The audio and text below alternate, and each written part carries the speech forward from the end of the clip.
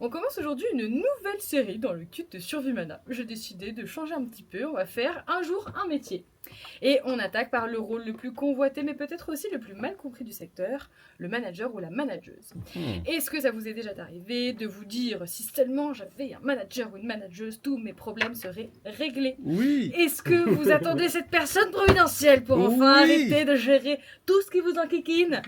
Eh ben on va débroussailler tout ça, vous êtes au bon endroit. Bienvenue dans Un jour un métier du kit de survie Mana. La réalité, c'est aussi que le manager, c'est pas votre assistant, pas votre banquier et pas votre plus grand fan. Chaque semaine, on va décortiquer justement le métier pour comprendre qui est cette personne et ce qu'elle fait.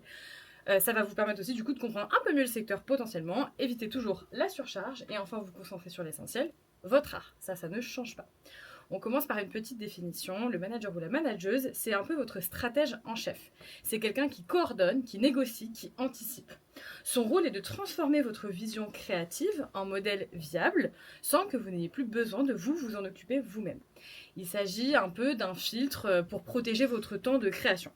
Attention, par contre, c'est quelqu'un qu'il ne faut pas confondre avec le producteur ou la productrice, qui est la personne qui prend le risque financier, donc c'est un rôle tout à fait à part, le booker ou la bookeuse, qui vend vos dates de concert, et en fait, du coup, le manager ou la manageuse, c'est la personne qui chapeaute tout ce petit monde pour s'assurer que chaque décision suit et sert l'ambition et le succès de la carrière de l'artiste sur le long terme.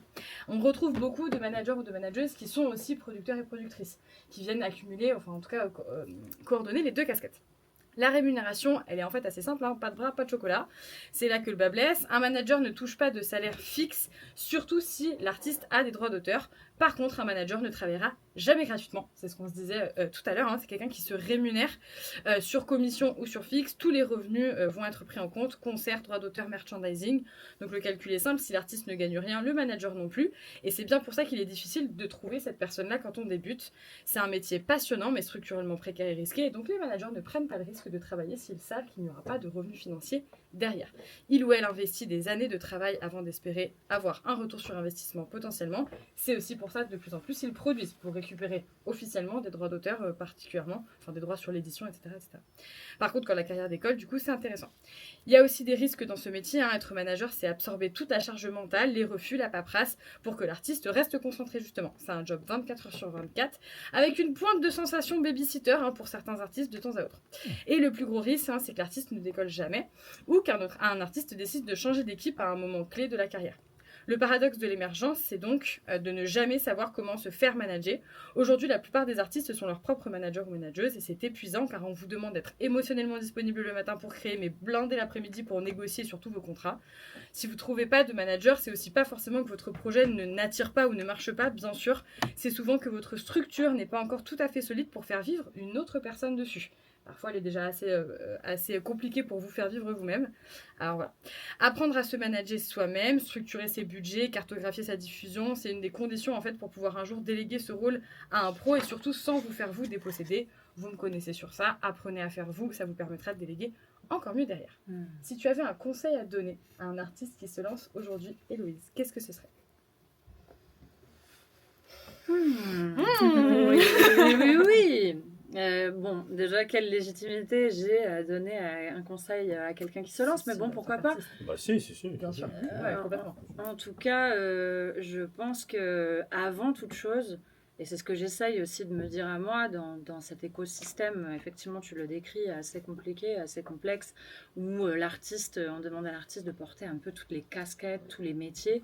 Je pense que le plus important, avant toute chose, parce que moi, parfois, je perds, ça m'arrive certains jours de perdre cette lumière-là, c'est pourquoi on fait de la musique, qu'est-ce qui nous anime, garder en fait bien protéger cette connexion qu'on peut avoir avec la musique, que ce soit notre voix, que ce soit l'écriture, que ce soit un instrument.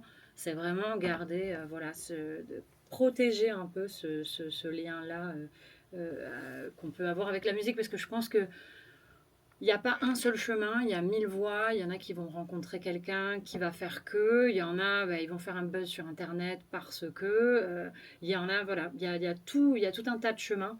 Et je pense que faut naviguer dans nos troubles et progressivement. Mais je pense que si on garde un peu cette foi en la musique, en l'art, c'est la clé. Sans ça, c'est impossible, tu sais pas où tu vas, quoi. Le pourquoi, toujours. Complètement. Ouais. Hein. Vraiment question tout à fait essentielle de se rappeler à pourquoi on fait ça. Complètement. Merci beaucoup pour ta réponse. Merci. à toi. Si vous avez besoin de plus d'éléments, comme d'habitude, on se retrouve sur le Instagram de Vimana Paris, hein, surtout en attendant de trouver votre personne qui sera Providential Manager. À la semaine prochaine pour un nouveau métier dans le kit de Survimana. Et n'oubliez pas, dans une industrie de requins, choisissez bien avec qui vous décidez de faire votre chemin et construisez bien votre demain. Yeah. Merci Vanille. Merci à vous. J'ai adoré. Merci.